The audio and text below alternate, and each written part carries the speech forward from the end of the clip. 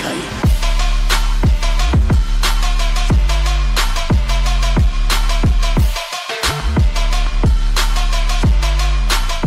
Nagsisimula ang ating istorya sa isang bumabagyong gabi sa isang abandonadong akademya. Sa labas nito ay mayroong grupo ng mga martial artist ang nakatayo at nagtatangkang makasilong sa masamang panahon, kaya ang leader ng grupo ay nagtanong kung mayroon bang tao sa loob ng gusali. Sa gitna ng matinding ulan ay may bigla namang lumabas na isang bata sa loob ng akademya na tahimik na nakatayo at inoobserbahan lang ang paligid. Dahil sa biglang paglabas nito ay labis namang ipinagtaka ng grupo ng mga martial artist kung ano ang ginagawa ng isang paslit sa gitna ng kawalan ng ganitong oras. Maya't maya pa ay makikita natin ang pagpapatuloy ng grupo na pinangungunahan ng kanilang leader, kung saan hindi nito lubos na maisip na mayroong tao na namumuhay sa isinarang akademya. Dahil sa sama ng panahon ay natanong naman itong lalaki sa bata kung pwede ba silang magpalipas ng gabi sa lugar na ito para maiwasan ang walang tigil na matinding ulan. Ang batang lalaki na ito na ang ating bida sa istorya ay nag-alinlangan naman dahil hindi siya nakakasigurado kung ano ang intensyon ng mga hindi niya kilalang bisita. Nang bigla namang naagaw ang kanyang atensyon. Ito ay dahil sa magalang na pagpakiusap ng grupo sa kanya kahit pa na siya ay isang bata lamang, kaya napaisip siya kung kanila bang inaakala na siya ay isang batang salamangkero na nagbabantay ng isinarang akademya. Dahil napapansin ng ating bida na sila ay mukhang hindi naman mga masasamang tao ay kaagad din siyang nagbigay ng kanyang pagrespeto. Kasunod nito ay ang kanyang pagpapaliwanag na siya rin ay naninirahan lang din sa abandonadong gusali ng ilang taon kaya sila ay pwede lang din na manatili dito. Gayunpaman, dagdag pa nito na ginagamit niya ang gusali na nasa kanyang likuran kaya gamitin nila ang ibang mga gusali sa loob ng akademya maliban dito. Agad namang nagbigay ng pasasalamat ang leader ng grupo at iginalang ang kanyang kahilingan. Pagkatapos nito ay inutusan niya naman ang kanyang mga tauhan na huwag lumapit sa tinutuluyan ng ating bida at sumilong na lamang sa ibang lugar.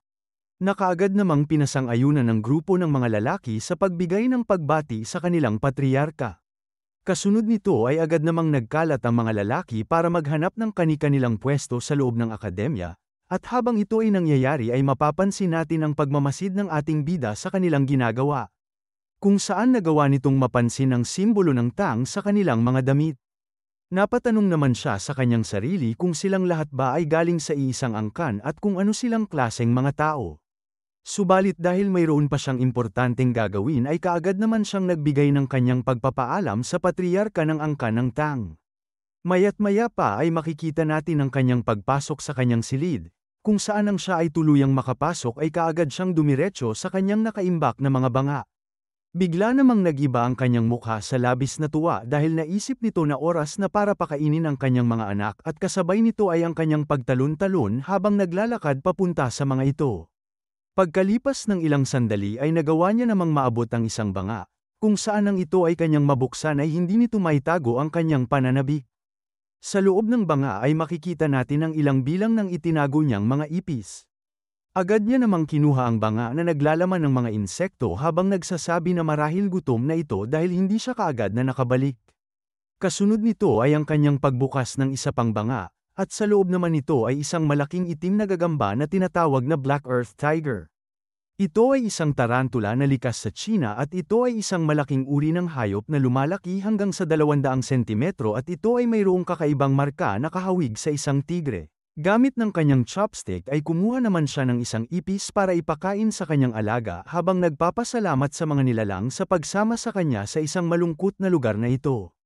Napuno naman siya ng saya nang makita niya ang paglamon ng gagamba sa ibinigay niyang insekto at hindi rin ito lubos na maisip na ang nilalang na singliit lang ng kanyang mga kuko noon ay ngayon lumaki na ng ganito.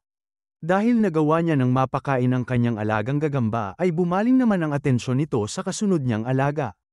Makikita natin ang paglapit niya sa isang malaking aparador, kung saan ang siya ay tuluyang makalapit ay mayroon siyang binuksang isang kaha. Sa loob nito ay isang malaking butiki na tinatawag na bawang ling cave gecko. Habang hawak-hawak ang ipis ay muli namang lumabas ang pananabik sa kanyang mukha dahil sa kanyang nakikitang kakaibang guhit sa katawan at buntot ng nilalang. Dagdag pa dito ay wala din siyang pera noon kaya nahihirapan siyang bumili ng ganitong hayop at ngayon ay nakukuha niya na lang ito kahit saan. Nang bigla naman siyang nagulat dahil sa biglang pagkagat sa kanya ng butiki sa kanyang daliri. na siyang naging dahilan ng pagwasiwas nito ng kanyang kamay para maalis ang hayop. At habang ito ay patuloy na nangyayari ay napaisip na lang siya na ito ay kagaya ng dati niyang buhay bago pa siya makapasok sa katawan na ito.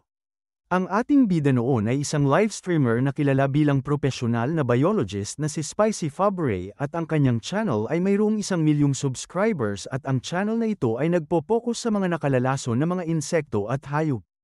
Ang kanyang buhay ay naging malago subalit mayroong naging problema noong nag-livestream siya sa ibang bansa para ipagdiwang ang pag-abot niya ng 1 milyong subscribers. Dahil siya ngayon ay nasa Africa at ang kanyang channel ay nagpo-focus sa mga nakalalaso na mga hayop ay natanong naman ng kanyang mga taga-subaybay kung nasaan na ang ahas na Black Mamba. Ang ahas namang ito ay tinagurian bilang pinakadelikado sa lahat ng mga ahas at siya ay pumunta dito para ito ay hanapin. Subalit siya ngayon ay nasa kanyang tinutuluyan kaya nasabi niya sa kanyang mga taga-subaybay na hindi maaaring magkaroon ng ganitong mabangis na hayop sa kanyang silid. Ngunit dahil sa pagpupumilit ng mga nanunood sa kanya, siya ay napatayo sa kanyang inuupuan para ito ay subukang hanapin. At sa huling lokasyon ng kanyang paghahanap ay napunta siya sa kanyang ref subalit nakakasigurado siya na imposibleng naririto ang kanyang hinahanap. Sa hindi inaasahan, ang ahas nga ay nasa itaas nito, kaya nang malagay niya ang kanyang kamay ay agad siya nitong kinagat sa kanyang braso. Sa tindi ng lason ay kaagad naman siyang nahimatay sa sahig at hindi na nakagalaw pa. At di kalaunan siya din ay namatay.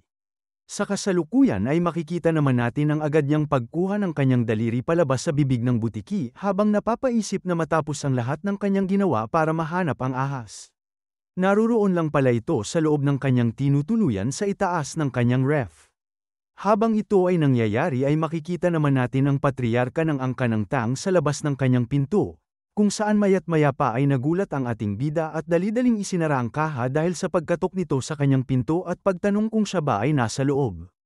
Agad namang lumapit ang bata para buksan ang pintuan at natanong sa lalaki kung mayroon bang problema. Paanyaya ng lalaki na gusto lang nilang magpasalamat dahil sa pagbigay nito sa kanila ng masisilungan sa matinding ulan kaya inimbitahan niya ang ating bida na sumama sa kanilang maghapunan para tulungan sila na kumain ng karne ng nahuli nilang hayop. Labis namang ikinabigla ng ating bida ang pagkakaroon nila ng karne. Ito ay dahil simula nang siya ay mapunta sa ganitong mundo ay ang kinakain niya lang ay ang mga butiki at ahas. Kaya hindi naman nagdalawang isip ang ating bida na paunlakan ang hiling ng patriarka. Pagkalipas ng ilang minuto ay makikita naman natin ang paghinto ng ulan sa abandonadong akademya. Dahil dito ang grupo ay agad namang naglikha ng apoy para lutuin ang kanilang nahuling hayop na siyang pumuno sa hangin ng masarap na amoy. Sa kanyang nakikita at naaamoy ay hindi naman napigilan ng ating bida ang kanyang paglalaway dahil sa pananabik sa muling pagkain ng karne. Napangiti naman ang patriarka dahil sa nakita nitong ekspresyon sa mukha ng ating bida, kaya nasabi nito na mukhang matatagalan pa para tuluyang maluto ang karne kaya habang ito ay kanilang hinihintay ay pwede ba siyang magtanong sa kanya. Agad naman itong pinasang-ayunan ng ating bida habang nahihiyang napapaisip na marahil siya ay napansin nito na nakatitig ng matagal sa kanilang nilulutong karne. Natanong naman ng patriarka sa kanya kung ilang taon na siya at kung siya lang ba ang namumuhay ng mag-isa dito sa kabundukan ng Hainan. Nagulat naman ang patriarka sa pagsagot nito na sa tingin niya na siya ay 14 na taong gulang at natanong kung bakit hindi siya nakakasigurado sa kanyang edad. Napaisip naman kaagad ang bata ng mapapaniwala ang dahilan kaya nasabi niya na wala siyang gaanong may maalala matapos nitong aksidenteng matamaan ang kanyang ulo. Kaya naaawa naman na natanong ng patriarka kung mag-isa lang ba siyang naninirahan dito. Na may ngiti namang pinasang-ayunan ng ating bida at nasabi na dahil wala siyang kahit anong talento ay nanghuhuli na lang siya ng mga ahas at ibinebenta ang balat nito para mabuhay. Hindi naman makapaniwala ang lalaki na ang ganito kaliit na bata ay gumagawa ng isang delikadong bagay sa pamamagitan ng paghuli ng mga ahas upang makaraos sa pang-araw-araw. Subalit sinagot lang siya nito na siya ay maayos lang dahil sanay na din naman siya sa ganitong gawain. Mayroon namang bigla na lang sumulpot na isang matandang lalaki na siyang ama ng patriarka ng angka ng tang, nagsasabi na nagdala siya ng naluto ng karne kaya pwede na ang ating bida na maunang kumain. Dahil pansin nito na mukhang nagugutom na ang bata ay agad niya namang ibinigay sa kanya ang karne kaya agad namang nagpasalamat ang ating bida. Habang hawak-hawak ang kanyang pagkain ay may tuwa nitong nasabi na matagal siyang hindi nakakain ng karne kaya ganito na lang ang kanyang reaksyon. Hindi naman siya nag-aksaya pa ng oras at kaagad na kinagat ang ibinigay sa kanyang karne. kung saan sa kanyang unang kagat ay napaisip siya na ito ay ang tunay na kahulugan ng kasiyahan. Labis namang namangha sa kanya ang matanda at ang lalaki dahil sa laki ng gana nitong kumain. Nang bigla namang naagaw ang kanyang atensyon dahil sa pagsabi ng patriarka na pwede siyang makinig sa kanya habang kumakain. Nasabi nito na mayroon silang hinahanap at natanong kung mayroon ba siyang napapansin na kakaiba sa paligid nito. Nagtataka namang natanong ng ating bida kung ano ang ibig nitong sabihin, ngunit napasabi lang ang patriarka na hindi niya alam kung pwede niya ba itong banggitin. Sumali naman ang matandang lalaki sa kanilang usapan, nagsasabi sa kanyang anak na maaari nila itong sabihin sa ating bida dahil mayroon silang pagkakautang sa kanya na maliit na pabor. Dagdag pa nito na marahil hindi din niya ito nalalaman kaya hindi siya mapapahamak at siya ay naninirahan ng mag-isa kaya wala siyang may pagsasabihan nito. Agad namang seryosong napatitig sa kanya ang patriarka, at nasabi nito na sila ay pumunta rito para hanapin ang isang alupihan o centipede na mayroong kulay asul na marka sa kanyang katawan, na ikinabigla ng ating bida dahil ngayon lang niya narinig ang ganitong klaseng insekto. Siya naman ay napanganga dahil sa dagdag na impormasyon na ibinigay ng patriarka sa pagiging napakalaki nito kaya paniguradong ito ay kanyang nakita. Natanong naman nito kung gaano ito kalaki, na sinagot naman ng lalaki na kung ito ay isang centipede na may husto ng gulang ay makakaya nitong madaling lunukin ng tao na kasing laki ating bida. Labis naman itong ikinagulat ng bata dahil hindi nito mapaniwalaan na mayroong isang centipede na kayang lumunok ng isang tao. Habang siya ay natitigilan ay inakala nito na siya ay nakabalik lang ng ilang daang taon subalit mukhang siya ay nasa ibang mundo, at dahil natutulala ang bata ay napaisip naman ng patriarka na marahil natakot niya ito sa kanyang mga sinabi. Napasabi naman ng matanda sa bata na huwag siyang mabahala, ito ay dahil sila ay nandito para hulihin itong nilalang. Naagaw naman ang atensyon ng dalawa dahil sa pagtanong ng bata kung plano ba nila itong alagaan kaya ito ay kanilang sinusubukang hulihin. Ang elder ay sinubukan namang seryosong kunin ang kanyang sinabi. Subalit pagkalipas ng ilang sandali ay hindi nito napigilan ang malakas na pagtawa habang ang anak naman nito ay nagsabi na ang ating bida ay nakakatawa. Natanong naman ng matanda kung papaano nila itong aalagaan dahil ito ay kanilang gagamitin bilang isang medisina. Nalabis namang ipinagtaka ng ating bida kaya nanghingi siya ng paglilinaw. Inakala naman nito na sila ay mga mangangalakal lamang noong una subalit napaisip siya ngayon na ang mga ito ay mukhang nagbebenta ng droga, kaya natanong niya ang mga ito kung papaano ang isang nakalalaso na centipede na magagamit bilang isang gamot. Nilinaw naman ng matandang patriarka habang angat-angat ang kanyang kamao na ito ay hindi tiyak na posibilidad subalit ang kanyang apo ay nakahiga sa kanyang higaan na may malubhang karamdaman kaya gagawin nito ang lahat para siya ay kanyang mapagaling, at para ito ay kanilang magawa ay kinakailangan niya ng inner core ng ganoong centipede dahil ito lang ang makakasagip sa kanyang apo kaya ito ay kanilang hinahanap. Naunawaan naman ng ating bida na ito ay kanilang ginagawa para siya ay magawang mailigtas. Dagdag pa ng patriarka na hindi lang ito ang apo ng matanda kundi ang kanya din mismong anak kaya ito ay kanyang ginagawa. Napaisip naman ng ating bida na mukhang sinusubukan nilang pakainin itong babae ng kahit ano dahil siya ay nasa bingit na ng kamatayan, at dagdag pa nito na hindi niya lubos na maisip na magagawang medisina ang isang centipede ngunit mukhang desperado na ang mga ito para siya ay sagipin.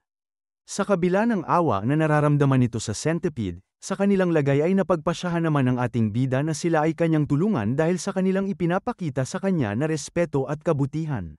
Nagawa namang maisambit nito ang centipede kaya naagaw ang atensyon ng patriarka papunta sa kanya at agad na natanong kung nakita niya ba itong nilalang.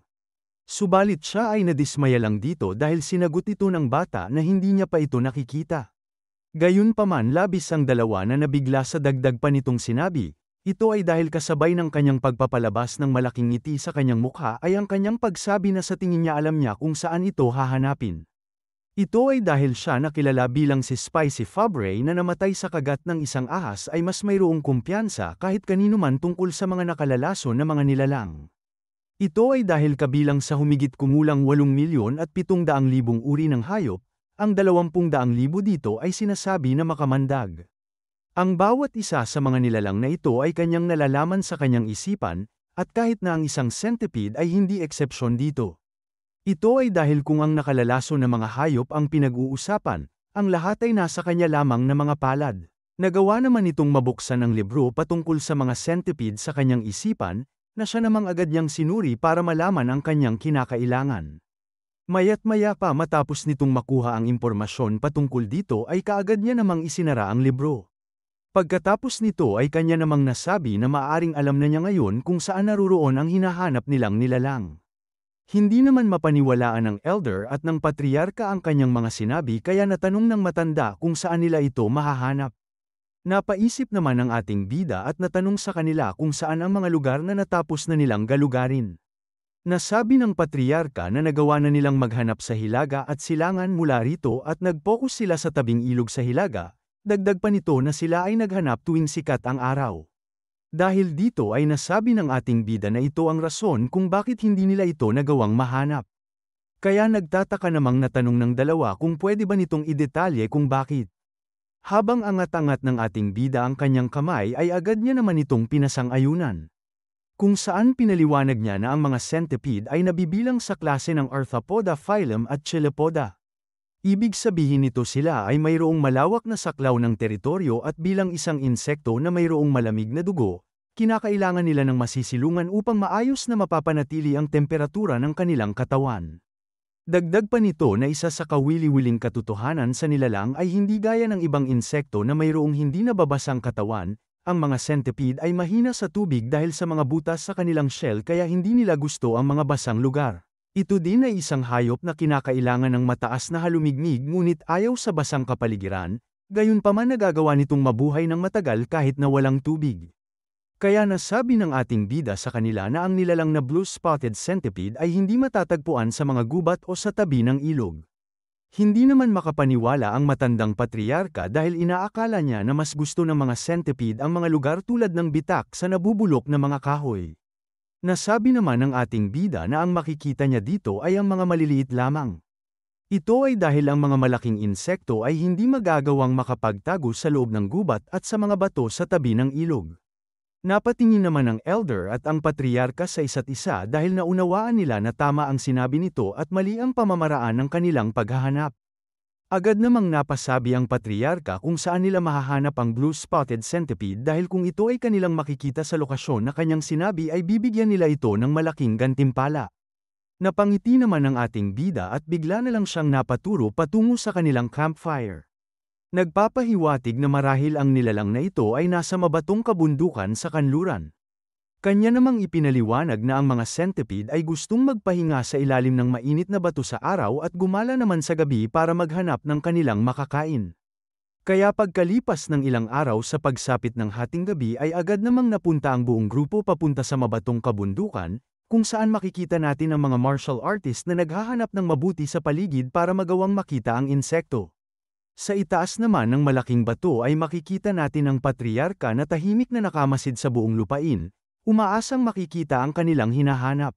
Maya't maya pa ay mayroon namang lumapit sa kanya na isa sa kanyang tauhan, nagtatanong kung ang ating bida ba ay nagkakamali dahil wala naman silang may mahanap dito. Hindi naman ito sinagot ng patriarka at agad lang na bumaba sa lupa habang nag-uutos na itigil na muna nila ang kanilang paghahanap ngayong araw at ipalabas ang kanilang palaso para tipunin ang lahat ng mga naghahanap. Kaya pagkalipas ng ilang minuto ay mayroon tayong makikitang isang nagliliwanag na palaso papunta sa kalangitan. Nagpapahiwatig para bumalik na ang lahat at magtipon. Di kalaunan ay makikita naman natin ang grupo na nagtipon sa isang bonfire, pagod na pagod sa paghahanap nila ng ilang araw at umaasang sana tama ang mga sinabi ng ating bida. Napatanong naman ang isa sa mga lalaki kung bakit kaya hindi nila magawang mahanap ang centipede, na pinasang-ayunan naman ng kanyang katabi at nasabi na mukhang kumpiyansa naman ang bata sa kanyang mga sinabi. Napansin naman ng mga ito ang patriarka na tahimik lang na nakaupo sa kanyang kinaroroonan at mukhang natutulala. Nang bigla na lang nitong nasabi na ang kanyang anak na si Huayon ay itinuturing bilang pinaka-nakakahangang talento sa kasaysayan ng pamilya ng Tang, subalit nagawa pa rin siyang madapuan ng karamdaman kaya naiinis nitong natanong kung ang langit ba ay tuluyan ng sumuko sa kanya. Bigla namang naagaw ang kanyang atensyon dahil sa pagbabalik ng punong patriarka na kanyang ama, kung saan makikita natin itong lumapit ng diretso papunta sa kanya. Nang siya ay makalapit ay natanong naman ito sa kanyang anak kung sila ba ay nabigong muli na mahanap itong nilalang ngayong araw. Na pinasang-ayunan naman ng patriarka. Kaya malungkot na nasabi ng elder na pati din siya ay nagawang mabigo sa kanilang paghahanap. Dagdag pa nito na ang kanyang apo na si Huayon ay marahil magagawa na lang na tumagal ng 3 buwan at hindi niya alam kung itong centipede ba ay kanilang mahahanap sa loob ng 10 araw. Dahil sa kanilang kabiguan, natahimik naman ang dalawa sa kanilang kinatatayuan. At pagkalipas ng ilang sandali, malungkot na inirekomenda ng patriarka na sila ay maglakbay kinabukasan papunta sa timog dahil wala man lang silang may nahanap ngayong kahit anong bakas sa kanluran. Ang kanyang mga sinabi ay pinasang-ayunan naman ng matanda, nang bigla naman siyang natigilan dahil sa biglang sumagi sa kanyang isipan, kung saan siya ay napahawak sa kanyang ulo at napatawa ng napakalakas habang nagsasabi kung bakit hindi niya kaagad ito naisip at tunay ng tama ang lugar na ito. Napatanong naman ang lalaki kung mayroon ba siyang napansin na kakaiba, subalit sinabihan lang siya ng kanyang ama na gaya ng kanyang sinabi, wala silang may naramdaman na kahit anong bakas o presensya. At dahil wala man lang kahit anong presensya ang naririto, nasabi niya na tunay nga na ang kanilang hinahanap na centipede ay nandito, na ikinagulat naman ng patriarka at ng grupo. Natanong naman nito ang kanyang anak kung mayroon ba siyang nahanap na bakas sa 3 araw na kanilang paghahanap sa mabatong kabundukan, na sinagot niya naman ang wala ni isa. Dagdag pa nito na ito nga ay tunay na kakaiba dahil wala man lang silang may nahanap na marka sa teritoryo ng mga hayop o di kaya dumi ng mga hayop sa paligid. Labis naman na pagkabigla ang makikita natin sa mukha ng patriarka ng ito ay kanyang lubusang maunawaan. Kaya may tuwang nasabi ng matanda na hindi ka panipaniwala na wala man lang kahit ni isang bakas ng isang hayop ang naririto sa malaking kabundukan. Nabanggit naman ng patriarka ang sinabi ng ating bida na ang centipede ay isang materitoryong hayop. Pinasang-ayunan naman ito ng kanyang ama dahil marahil ang lahat ng mga hayop na naririto noon ay tumakas o di kaya ay naging pagkain ng hinahanap nilang insekto. Agad namang napahawak ang matanda sa balikat ng kanyang anak, at may tuwa nitong nasabi na magagawa na nilang masagip si Huayon dahil ang blue-spotted centipede ay paniguradong naririto. Kaya napaangat naman ang lalaki ng kanyang kamao dahil sa wakas ay nagbunga din ang kanilang pagsusumikap at magagawa na nilang masagip ang kanyang anak. Pagkalipas ng ilang sandali ay labis namang nabahala ang grupo ng mga martial artist dahil sa biglang pagyanig ng lupa. Kaya kanilang nagtatakang naisip kung ano ang nangyayari sa kanilang paligid. Ang mga lalaki naman malapit sa kanilang bonfire ay nawala sa kanilang pagkakabalanse dahil sa malakas na pagyanig sa ilalim nito. Maya't maya pa ay nagawa namang mabiyak ang lupa, kung saan pagkalipas ng ilang sandali ay bigla na lang nagkaroon ng isang malaking pagsabog dito. Na siya namang umagaw sa atensyon ng lahat kaya napatanong sila kung ano ang nagaganap. Subalit bigla na lang din sumabog ang malaking bato na nasa kanilang likuran. Kasabay ng pagsabog ng bato ay ang paglabas ng mahaba at matalas na paa ng isang insekto, na siyang agad na ikinagulat naman ng mga kalalakihan dahil sa biglang pagtusok nito sa lupa. Pinagpawisan naman ng matindi ang isang lalaki dahil sa kanyang nakikita nang siya ay tumingala. Habang makikita naman natin ang labis na takot sa mga mukha ng ibang martial artist dahil sa lumabas na nilalang. Ang matandang patriarka naman ay nabato sa kanyang kinatatayuan sa takot. Ito ay dahil ang biglang lumabas sa kanilang harapan ay isang dambuhalang insekto na mayroong mahabang katawan at maraming mga matatalim na paa. Nang ito naman ay tuluyang makalabas ay makikita natin ang kulay asul na mga marka nito sa kanyang katawan na dahilan kung bakit itong tinawag na blue-spotted centipede na kanilang hinahanap. Habang ito ay nangyayari ay bumalik naman tayo sa abandonadong akademya, kung saan napapaisip ang ating bida habang nakahiga kung gaano kaya kalaki ang centipede para marinig niya ang ingay ng kanilang nagaganap na kaguluhan hanggang dito. Bigla naman siyang napangiti habang inilalarawan na ito ay isang centipede na makakaya siyang lunukin ng buo. Kaya agad namang lumabas ang pananabik sa kanyang mukha at nasabi na gusto niya talaga itong makita.